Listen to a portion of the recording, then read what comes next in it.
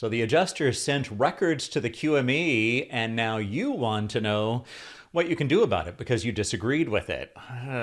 Kind of depends on what's going to happen here. So let's say the insurance company sent records to the QME, never sent them to you in the first place. Never said, hey, Mr. Injured Worker, here's the list of records I'm going to send.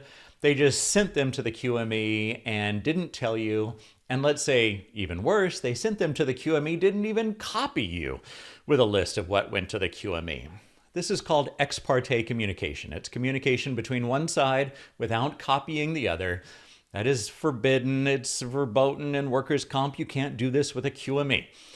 The adjuster has to send to you, the unrepresented injured worker, a proposed cover letter that they're going to send to the QME and a list of all the enclosures.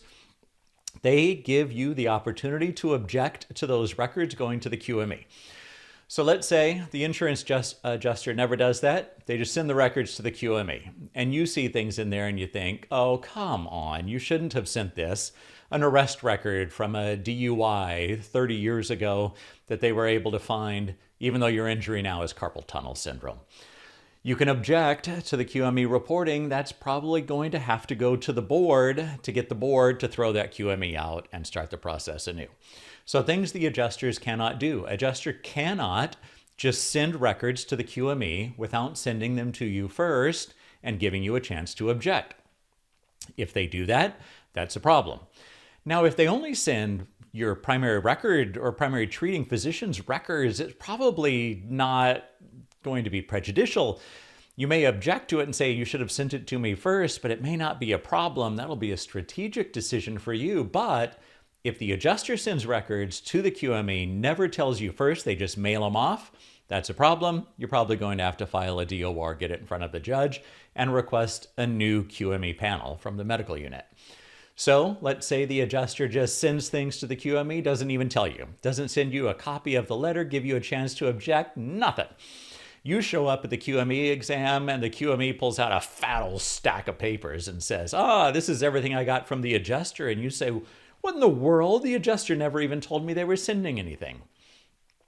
You're probably going to have to object, send a letter to the adjuster, object to that QME, and you're going to have to file a DOR to get it in front of a judge. Because what happens is when there's ex parte communication, if there's that type of thing, it goes to, records go to the QME and you aren't given a chance to object.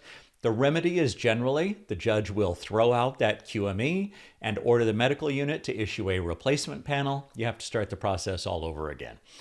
So let's say the adjuster sends to you a cover letter and says, hey, Ms. Injured Worker, here's a list of 48 records I'm going to send to the QME. And you say, number 45 to 48, let's say, I don't want those going to the QME. I object.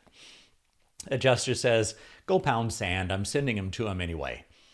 You can object to the QME report, send a letter to the adjuster, but again, you're going to have to file a DOR because if a party objects to records going to the QME, that dispute has to go to the board before the records go to the QME. So in any of those instances, you're going to have to send a letter to the adjuster, object to the records that went to the QME, object to the ex parte communication, object to records going that you had already objected to, and you're going to have to file a DOR, request an MSC, and explain to the judge that you need a new panel, a replacement panel from the medical unit because of the adjuster's actions.